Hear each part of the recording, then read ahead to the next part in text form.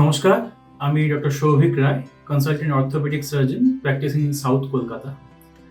আজকে যে বিষয়টি নিয়ে আমি আপনাদের সাথে আলোচনা করব সেটি হচ্ছে রোবোটিক নি রিপ্লেসমেন্ট। ৫টি বিষয় যা আপনাদের অবশ্যই জানা উচিত রোবোটিক নি রিপ্লেসমেন্টের ব্যাপারে। রোবোটিক নি রিপ্লেসমেন্ট এই টার্মটি বা শব্দটি আপনারা অনেক জায়গাতেই আজকাল শুনেছেন বা আপনারা অনেকেই এই শব্দটি সম্বন্ধে ওয়াকিবহাল। তো প্রথমে জানা যাক রোবোটিক নি রিপ্লেসমেন্ট কি। রোবট কি নিজে থেকে সার্জারি করে নাকি অন্য কোনো ব্যাপার আছে এর মধ্যে?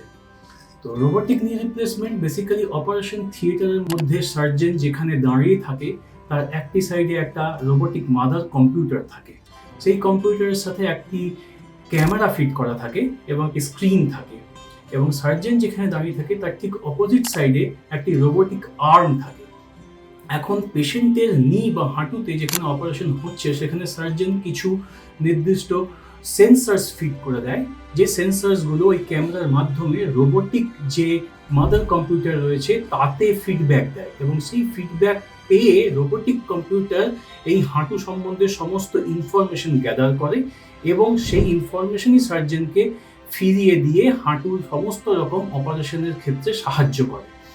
এই অপারেশনের সময় সার্জন রোবোটিক আর্মের সাহায্যে হাঁটুর প্রত্যেকটি স্টেপস এবং প্রত্যেকটি কাট প্রিসাইজলি করতে পারে, এবং তার ফলে নি রিপ্লেসমেন্টের সার্জারিটি অনেক বেশি নর্মাল বা কনভেনশনাল রিপ্লেসমেন্টের তুলনায় নিখুঁত হয় এবং অনেক বেশি পারফেক্ট হয়।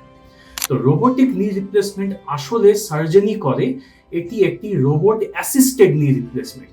রোবট সার্জনকে প্রতিটি পদক্ষেপে হেল্প করে, গাইড করে, অ্যাসিস্ট করে এবং নির্দিষ্ট কিছু বাউন্ডারিজ বা প্যারামিটার তৈরি করে রাখে, সেই সেফটি প্যারামিটার্সের বাইরে সার্জন যাতে না যেতে পারে। তো পুরো সার্জারিটি রোবটের গাইডেন্সে হয়। সার্জনই করে কিন্তু গাইড করে robot. Number 2 point is robotic knee রিপ্লেসমেন্টের কি অ্যাডভান্টেজ আছে। নর্মাল বা কনভেনশনাল টি কেয়ার যেগুলোকে আমরা বলি যে নি রিপ্লেসমেন্ট, তার উপরে রোবোটিক সার্জারির নির্দিষ্ট কিছু টেকনিক্যাল অ্যাডভান্টেজ আছে। এই সার্জারিটি অনেক বেশি প্রিসাইজ, অনেক বেশি অ্যাকিউরেট এবং অনেক বেশি ভালোভাবে হাঁটুর ইমপ্লান্ট পজিশনিং করতে পারে। প্রিসাইজ এবং অ্যাকিউরেট হওয়ার জন্য আমরা হাঁটুর পজিশন খুব ভালোভাবে নির্ণয় করতে পারি। হাঁটুটাকে যেভাবে আমরা অ্যালাইন করতে চাই, যত ডিগ্রি অ্যালাইনমেন্টে আমরা রাখতে চাই সেভাবে রাখতে পারি। হাঁটুর ব্যালেন্স অনেক নিখুঁতভাবে করতে পারি এবং হাঁটুতে যে ইমপ্লান্ট বা প্রসেসটা আমরা বসাবো তার পজিশনিং এক্স্যাক্টলি যেভাবে আমরা করতে চাই সেইভাবেই করতে পারি। ফলে অপারেশনের পরে যে ধরনের বিভিন্ন ধরনের ব্যালেন্সিং বা অ্যালাইনমেন্ট বা ইমপ্লান্ট পজিশনের জন্য কমপ্লিকেশনের মুখোমুখি আমাদের হতে হয় সেটি হয় না। অপারেশনের সময় যেহেতু রোবটের সাহায্যে আমরা অপারেশন করি সেহেতু আননেসেসারি সফট টিস্যু এবং বনি কাটস কম করতে হয়।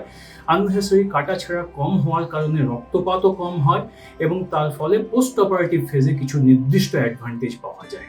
তৃতীয় প্রশ্ন আমাদের উঠে আসে, তাহলে পোস্ট অপারেটিভ ক্ষেত্রে অপারেশনের পরে যে রিহ্যাবিলিটেশন ফেজ, সেখানে রোবোটিক সার্জারিতে কি অ্যাডভান্টেজ আছে বা রোবোটিক সার্জারি রিহ্যাবিলিটেশন কি নর্মাল কনভেনশনাল সার্জারির অপারেশনের পরের যে ফেজ তার থেকে বেটার? উত্তর হ্যাঁ, অবশ্যই বেটার। তার কারণ যেহেতু আননেসেসারি কাটাছেঁড়া রক্তপাত কম, সেক্ষেত্রে রোবোটিক সার্জারির ফলে যে পোস্ট অপারেটিভ ফেজ হয় সেটাতে অনেক লেস পেইনফুল এবং এই পোস্ট অপারেটিভ ফেজে অনেক ফাস্টার রিকভারি হয়।